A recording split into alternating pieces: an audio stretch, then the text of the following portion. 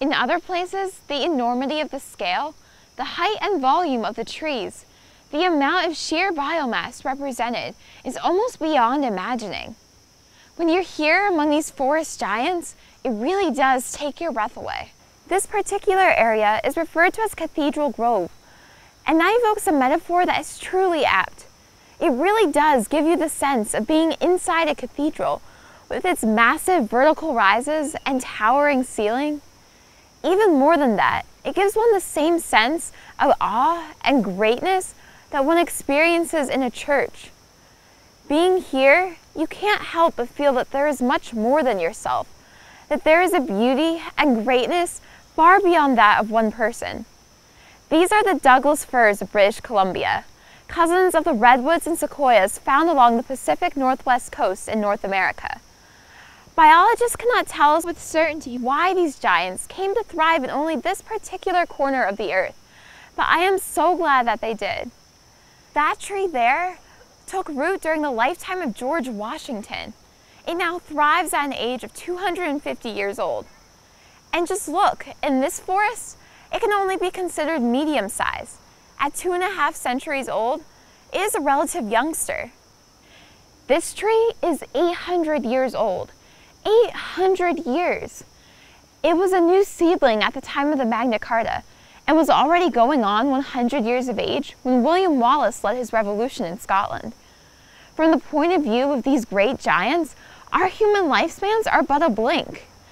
This great tree, this wonderful forest, may have been visited by my great-grandmother, and it will be standing here still to be touched by my own great-grandchildren.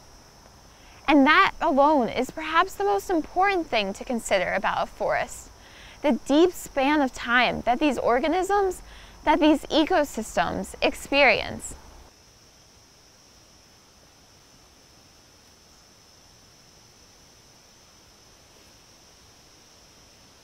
And there may be an even more extreme example than the long lifespan of individual trees.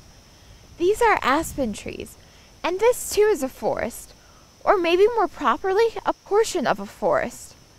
This lovely grove of aspens is embedded in a mixed deciduous coniferous ecosystem on a mountainside in Colorado.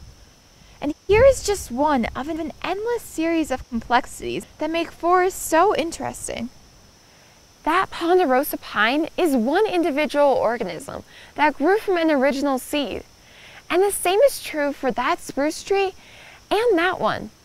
But appearances can be deceiving, especially when it comes to aspens. This individual tree may not be an individual at all.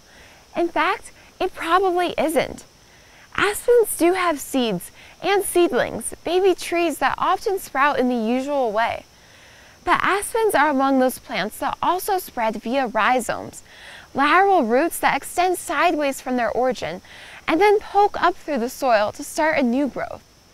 So from the point of view of genetic identity, it is more correct to think of all of these trees as just extensions of the same organism, as if they were all branches off the same tree trunk. But in this case, they are all trunks off of the same root. And that leads to what may be the most amazing part of all. Evidence is beginning to emerge that indicates that some of these aspen groves, these enormous individual superorganisms, don't just survive to span across decades. They appear to span across millennia, even hundreds of millennia. These single collectives appear to live for hundreds of thousands of years. Scientists have even found evidence that one aspen grove in Utah looks to be close to 1 million years of age. How wonderful is that to contemplate? This tree trunk that I'm touching, this entire forest grove that surrounds me, is part of a single collective meta-organism that connects me to a distant time.